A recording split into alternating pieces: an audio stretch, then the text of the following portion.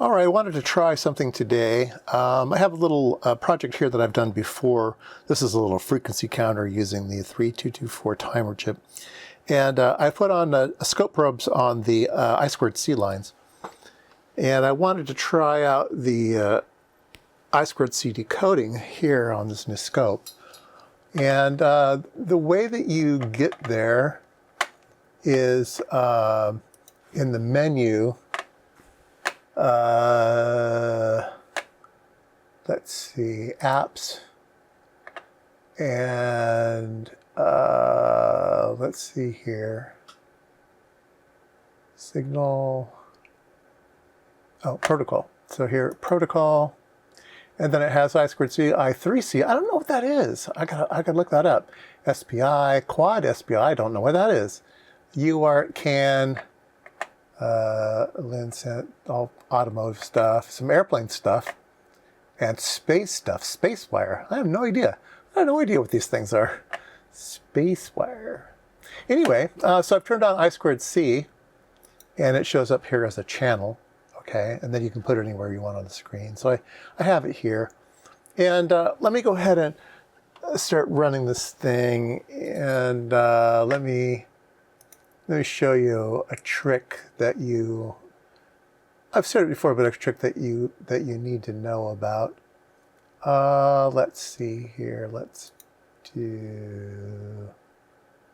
Okay. Here we go. All right. So this is what you would get if you just hooked it up. Okay.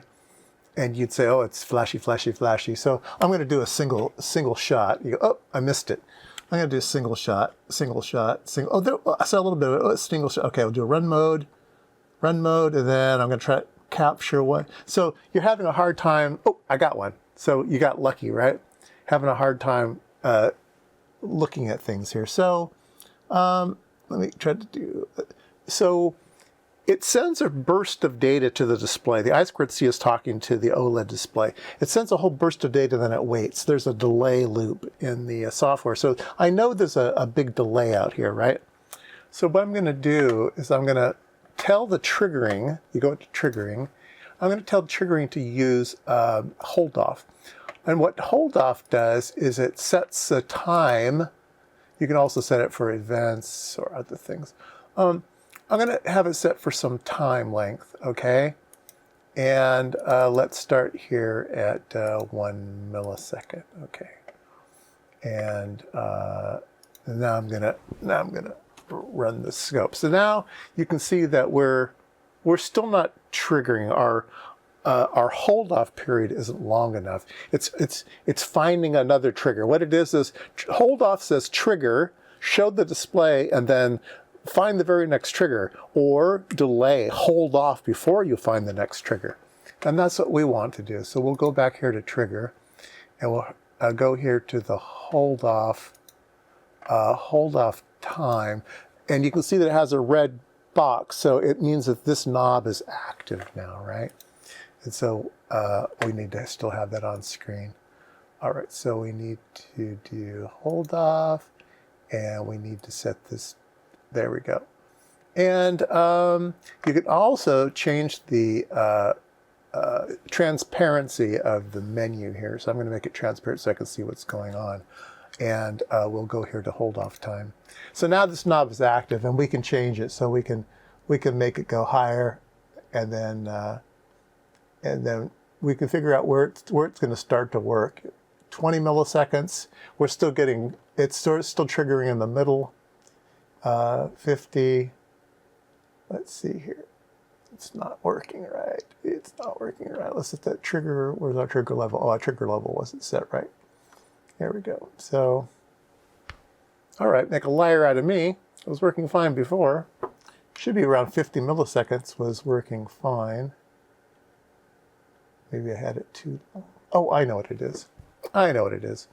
We need to hit the position. So our triggering is right in the center of the screen. Okay, our triggering was somewhere off the screen. So you can get in so much troubles with oscilloscopes having all these things set wrong. All right, so now we've got triggering right in the middle. So we're seeing the trigger point. That's where the trigger is happening. Now we can change it to 2 milliseconds of hold off, 500 milliseconds will hold off. Yeah, we're always triggering on the edge, so it's doing a good job. Let's go ahead at we'll zoom way out because I think you'll see a better picture. Okay. All right. So now this is the entire event, writing all the lines onto the OLED display. Okay. And I'm going to change the hold off time so we can start to see that easily. And of course, it's working just fine now for me. But anyway, I guess the scope's too smart for my own good. But you can set some hold off period and trigger on it well. Well, that wasn't a very good demo, was it? Because it worked just fine. Scope's too good for me.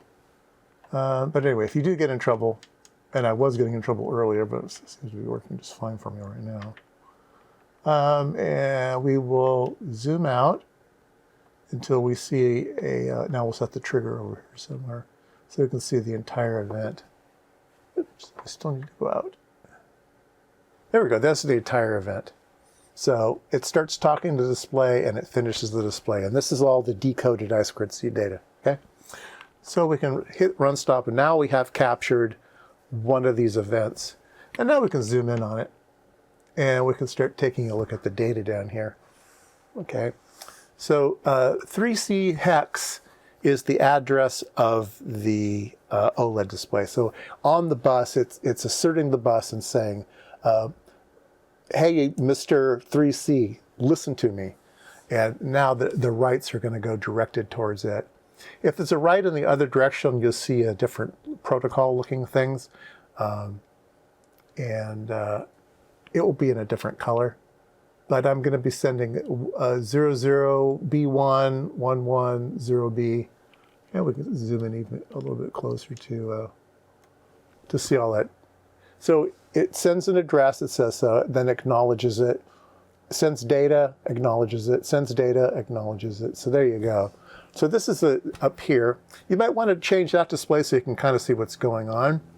So let's go here and let's make this one really, really small. So this is our clock. Our clock's always going to kind of be uniform, and really the data is the thing that's changing. The green is the data channel for the I2C, and you can see that it is changing. It's a little bit big to see.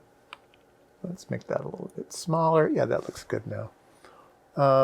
And its excursion is about 3.3 volts, something like that. So that's where it's operating. And you can see the top is not uniform, right? The I2C bus is a pull-up bus, generally around 4.7K pull-up, and depends on what else is on the bus, what data's on the bus. It's going to have some noise associated with the stuff. So with all digital logic, a lot of times you don't need to worry about the highs and the lows. What you need to worry about is the middle correct. Where is the transition points? And you can see that there's some band here where you get clean edges, and that's the I2C protocol. I don't remember what voltage levels the I2C protocol hits, but like TTL, it's like 0.8 volts and 2 volts or something like that. The I2C protocol will have some line in the middle where it's used to threshold. So again, you don't need to worry about the bottoms. You don't need to worry about the tops. You might see an event that might worry you. Let's see if we can add a zoom to this thing here. Yeah, so here was this little event here, and it had this nice ground, and then it went bleh, and you think, oh, that's doing something terrible there. No, it's fine. It's fine. We don't need to worry about that. As long as there's some that was this little event right down in here. That's just fine. And then if we I don't know, see something like this, we go, oh my God, it's terrible. There's all these spikes and stuff. Now, again, if your thresholds are below all of your noise and goofiness, it's the digital acquisition is still going to be fine. Okay, still going to be fine. So, yeah, there you go. I2C. It seems to work pretty good on the scope.